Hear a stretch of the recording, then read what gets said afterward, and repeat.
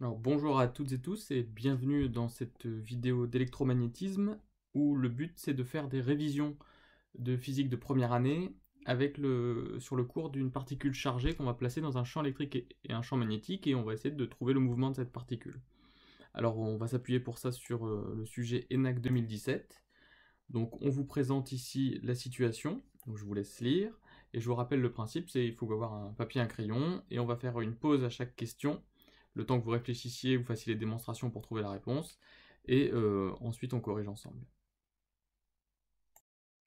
Première question, on se place dans un cas où le champ magnétique est nul, et on vous demande l'équation vectorielle qui va nous permettre de décrire le mouvement. Donc, petite pause pour que vous réfléchissiez. On va ici s'appuyer sur l'expression de la force de Lorentz, qui est la force qui s'exerce sur une particule chargée, et alors sur notre Q, la charge de la particule, et bien la force s'écrit F égale QE plus QE vectoriel B, où on voit ici la composante électrique, ici la composante magnétique. En l'absence de champ magnétique, on peut enlever la composante magnétique, et on a la force F égale QE. Ici on a un électron, donc sa charge c'est moins E fois E. Alors on insiste bien sur la différence entre la force de Lorentz et ce qu'on appelle la force de Laplace. C'est une confusion qu'on voit parfois dans les productions d'étudiants. La force de Lorentz, elle s'exerce sur des particules chargées. Alors que la force de Laplace, elle s'exerce sur des conducteurs, parcourus par des courants. Donc attention, ce n'est pas le même système qui est soumis à la force de Lorentz et à la force de Laplace, et donc ici on s'intéresse à un électron, c'est bien la force de Lorentz. Une fois qu'on a la force qui s'exerce sur l'électron, eh bien, on peut lui appliquer dans un référentiel, dans le référentiel terrestre galiléen, la seconde loi Newton, et qui va nous permettre d'écrire que la masse de l'électron fois son accélération est égale à la force de Lorentz, c'est-à-dire est égale à moins E fois E, et donc on trouve l'accélération de l'électron qui vaut moins EE sur ME, et qui est le résultat attendu ici. On vous demande désormais dans cette deuxième question la nature et la trajectoire de l'électron. Donc n'hésitez pas à revenir un petit peu en arrière pour revoir le contexte de l'exercice, à faire un schéma propre. On met en pause pour que vous ayez le temps de réfléchir. Alors on a redessiné ici la situation, donc avec la particule qui est initialement au point O. On a dessiné le repère EX, EY, EZ qui est orthonormé direct, le champ E collinéaire à EX et la vitesse initiale collinéaire à EZ. Alors, on peut déjà analyser la situation rapidement qualitativement. La force, nous l'avons vu, qui s'exerce sur l'électron, c'est moins E fois E. Et donc clairement, ça va être une force qui va être orientée vers la gauche. Donc on peut s'attendre à ce que la trajectoire de l'électron soit de cette forme. Et maintenant, il faut le démontrer. Donc il est clair qu'a priori, ce ne sera pas une trajectoire rectiligne. On a écrit le PFD, donc on va le projeter. L'accélération, si on projette suivant le repère x, y, z, eh bien elle se projette comme la somme des... sur chaque composante, on a la dérivée de la composante de la vitesse suivant x, y et z, donc dans le repère ex, ey, ez, et je vais projeter aussi le membre de gauche, donc E n'est porté que sur vent ex, donc on a moins E sur me ex, et rien du tout des deux côtés. Donc ça va nous permettre finalement d'avoir l'expression de d de vx sur dt, qu'on va intégrer pour trouver vx en fonction du temps, qui est, alors E est une constante, donc ça s'intègre moins E sur MET, plus la vitesse initiale suivant x, mais qui est ici nulle, puisque la vitesse initiale, on l'a représentée ici, elle n'est projetée que suivant z, donc j'ai ici l'expression de la vitesse suivant x. La vitesse suivant y, eh bien c'est une constante, vu que sa dérivée est nulle, et comme la vitesse suivant y à l'instant initial est nulle, puisque la vitesse est uniquement suivant z à l'instant initial, on a Vy de t égale 0 pour tout t, et Vz de t c'est aussi une constante, mais comme à l'instant initial elle vaut V0, eh bien on a ici l'expression du vecteur vitesse. Alors pour trouver la trajectoire, ce n'est pas le vecteur vitesse qui nous intéresse, mais la position, donc on va réintégrer une fois. Pour cela, on a la position initiale de la particule qui est O, donc qui est l'origine du repère, et donc si j'intègre chacune des coordonnées, ici j'ai moins EE sur 2ME t carré, y plus la position x à l'instant initial, mais qui est nulle, y de t qui est égal à une constante et à l'instant initial y vaut 0, donc on garde 0, et z de t qui vaut v0 fois t plus la position z à l'instant initial qui est nulle. Donc on a ici ce qu'on appelle les équations horaires du mouvement, x, y et z en fonction du temps. c'est pas encore ce qu'on nous demande. Nous, on nous demande la nature de la trajectoire, c'est-à-dire ce qui va relier, par exemple, x à z. Ça va nous donner la trajectoire. On élimine le temps, qui est le paramètre de ces trois équations. Alors pour faire ça, le plus simple, c'est à partir de la troisième équation de dire que t, c'est z sur v0, et de l'injecter dans la première équation. Et là, on trouve que x, c'est moins e sur 2me v0 carré, z carré. Et alors ça, cette réponse essentielle, c'est l'équation de la trajectoire. Et qu'est-ce que ça veut dire? Ça veut dire que si on trace x en fonction de z, alors je vais juste mettre l'axe un peu plus haut, on reconnaît ici un polynôme de degré 2, donc c'est une parabole, avec un signe moins ici, qui implique qu'elle va être vers le bas, et donc on a une trajectoire comme ça de la particule de x en fonction de z. Alors maintenant on va remettre les choses sur le schéma initial, c'est-à-dire que x était comme ça, z est comme ça, x en fonction de z, et donc on retrouve bien que notre trajectoire est comme ça, c'est une parabole comme on l'avait prévu initialement, dont l'équation est ici entourée.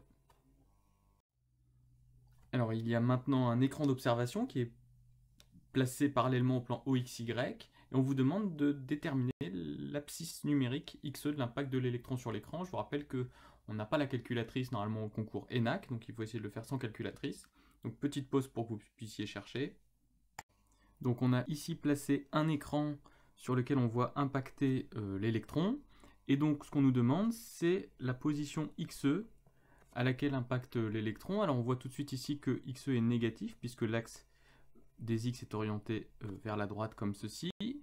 On a cette formule ici qui nous permet de relier la position X à la position Z de la particule. Or, on sait que l'écran est placé à une altitude Z égale 0,2 m.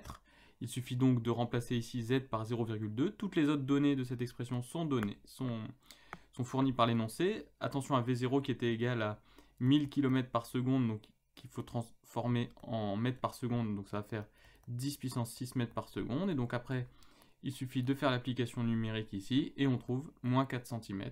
Ça, c'est la réponse attendue par l'énoncé. On se place maintenant dans une autre situation, puisque c'est désormais le champ électrique qui est nul et le champ magnétique qui est non nul. On vous demande l'expression de la force qui s'exerce sur l'électron. Donc là, c'est une application directe du cours avec la formule de Lorentz, on l'a rappelé tout à l'heure, hein, F égale QE plus QV vectoriel B. Cette fois-ci, c'est le champ électrique qui est nul, donc le terme QE disparaît. Et donc, avec un électron, Q était égal à moins E, et donc on a moins E, V vectoriel B, qui est la réponse attendue ici. Donc dans ce cas, nous devons trouver la nouvelle trajectoire de l'électron. Est-ce qu'elle est rectiligne, parabolique, circulaire? Et dans le cas où elle serait circulaire, il faut choisir la valeur du rayon. Donc je vous laisse un petit peu de temps pour chercher, vous mettez sur pause. Alors la réponse à cette question est un petit peu délicate, puisque normalement dans le cadre du programme, on vous demande d'affirmer que la trajectoire est circulaire et on va chercher son rayon. Alors on doit supposer qu'elle est circulaire. Ici, on nous demande peut-être de le démontrer. Alors là, comme c'est un QCM, on pourrait le mettre directement, mais imaginons qu'on doive démontrer qu'elle est circulaire.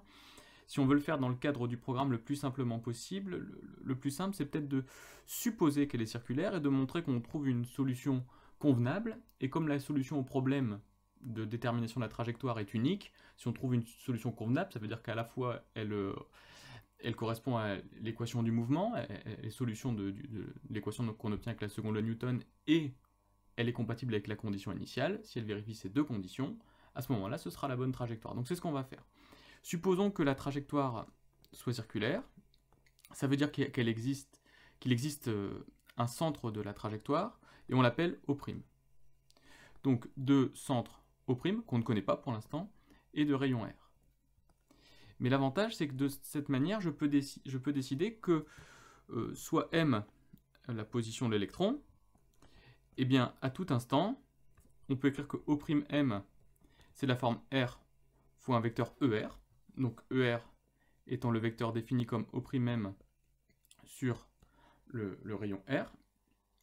Donc O' serait quelque part par ici, et M serait la position de l'écran, ER serait ce vecteur-ci. De la même manière, je peux définir un vecteur Eθ et un vecteur EZ. Alors je ne vais pas l'appeler EZ, je vais l'appeler EZ', puisque EZ est déjà utilisé. En fait, ce vecteur EZ', si on regarde par rapport au schéma du dessus, ce serait moins EY. Mais pour l'instant, je l'appelle EZ'. La distance R est ici. Et puis, θ, c'est un angle qu'on va prendre par rapport à une direction fixe ici. Donc j'appelle θ cet angle-là. Et dans ce cas-là, comme j'ai une trajectoire circulaire, je peux décider du vecteur vitesse v de la particule. Et bien c'est d de O' sur dt, la dérivée de O' par rapport au temps. Et ça va faire rθ point Eθ. De la même manière, puisque r est constant. L'accélération, ça va être la dérivée de la vitesse. Et là, on va trouver donc rθ point Eθ moins rθ point carré ER. Donc maintenant que nous avons exprimé l'accélération, nous allons pouvoir écrire la seconde loi de Newton, qui va nous dire que la masse de l'électron fois l'accélération est égale à la force de Lorentz qu'on a déjà exprimée, moins EV vectoriel B. Donc je vais remplacer l'accélération par l'expression que nous venons de trouver, donc dans le repère ER Eθ EZ, donc moins rθ point carré, rθ point point, et ici 0, donc repère ER Eθ EZ', pardon, et EZ', nous avons vu que c'était la même chose que moins EY. Ceci est égal à moins E. Vecteur vitesse, nous avons son expression, il est uniquement porté par Eθ. Vectoriel B, et B lui est porté suivant Y. Donc si je le... ça fait 0, 0, moins B, puisque B égale BEY, autrement dit égale moins B EZ', puisque EZ' c'est moins EY. Nous allons donc pouvoir exploiter le produit vectoriel, donc moins ME R θ point carré égale, alors pour faire ceci nous barrons cette ligne là et nous faisons le gamma comme ça, et ça va faire moins par moins plus E R θ point, E R θ point B. Si nous le faisons désormais sur la deuxième ligne, on a ME R θ point point, cette fois-ci le produit vectoriel va donner 0. Et la troisième ligne donne 0 égale 0. Donc là on en déduit que θ point point égale 0, ça veut dire que θ point est une constante, ça va nous permettre d'affirmer que la vitesse, la norme de la vitesse qui est rθ point est une constante. Et il nous reste à trouver l'expression de cette norme de la vitesse. Alors pardon, la norme de la vitesse, si je veux être précis, c'est la valeur absolue de rθ point, parce que c'est quelque chose de positif. Et on a ici rθ point, grâce à la première ligne, qui va être égal, donc on simplifie donc, à E, B, R, à moins EBR sur ME, donc ça c'est la vitesse de la particule, ce qui va nous permettre de trouver le rayon. Le rayon c'est M, alors c'est MEV sur EB, alors avec un moins. Alors pourquoi un moins? C'est parce qu'en fait l'expression de V, la norme de la vitesse, est négative. Donc on va ici prendre la valeur absolue. ME fois la valeur absolue de V sur EB, car comme V est négatif, sa valeur absolue c'est moins V. Et ça, c'est la valeur absolue de V, c'est V0, puisqu'on a vu que la norme de V était constante et valait V0 initialement. Donc voici le résultat attendu. On a donc trouvé le rayon de la trajectoire circulaire qui convient. Pourquoi la vitesse est négative? Revenons quand même rapidement dessus. Ben, c'est qu'en fait l'électron ne se déplace pas comme ça, dans une trajectoire circulaire dans ce sens-là, mais plutôt dans une trajectoire circulaire dans cette direction-ci. Alors est-ce que c'est cohérent? Eh bien imaginons donc l'électron, il a une vitesse initiale qui est repérée comme ça. La force qui s'exerce dessus c'est moins EV.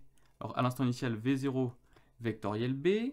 Faisons la règle de la main droite. V0 vectoriel B, c'est quelque chose qui le ferait aller vers la gauche. Mais comme on a un moins E devant, la force de Lorentz initiale va vers la droite. Et donc, l'électron a bien une trajectoire qui va vers la droite comme ça, qui fait parcourir un cercle dans ce sens. Ça veut dire que le point O' sera quelque part par ici. Et on retrouve bien que le cercle est parcouru dans le sens horaire. Et ce qui correspond bien, si on définit maintenant l'électron à un instant quelconque qui est ici, à sa position M', le point O' est ici, et donc ici on avait décidé que ça c'était Eθ, et que ça c'est TER, et bien on a bien une vitesse qui est suivant moins Eθ, donc ce qui explique pourquoi θ point était négatif. Alors cette fois, on se met dans une zone de l'espace où il y a à la fois du champ électrique et du champ magnétique, et on cherche à savoir s'il est possible que l'électron ait une trajectoire rectiligne uniforme, et dans ce cas-là, on vous demande de trouver le rapport entre les normes du champ électrique et du champ magnétique. Alors, qu'implique le fait d'avoir un mouvement de translation rectiligne uniforme? Ça implique que la vitesse de l'électron serait une constante, v0, et donc que son accélération serait nulle. Si on veut se mettre dans un cas où l'accélération est nulle, il faut donc, en vertu de la seconde loi de Newton, que la somme des forces extérieures qui agissent sur l'électron soit nulle. On néglige ici en fait toujours la force poids sur l'électron. Donc il faut que la force de Lorentz soit nulle, c'est-à-dire que moins moins EV vectoriel B, alors V est toujours égal à V0, vu qu'on a un mouvement de translation rectiligne uniforme, soit égal à 0. Autrement dit, il faut que E plus V0 vectoriel B soit nul. Alors, est-ce que ça, c'est possible? Eh bien, on va projeter. Alors, E était E suivant EX, donc ça fait EX plus V0 EZ. On va pas le faire en colonne, on va le faire directement ici comme ça. Vectoriel B EY égale le vecteur nul. Et donc, ça, si on continue, ça fait EX. Alors, EZ vectoriel EY, ça fait moins EX, donc moins V0B EX égale vecteur nul, et ça, eh bien, ça impliquerait que V0 égale E sur B. Alors voici la condition donc pour avoir un mouvement de translation rectiligne uniforme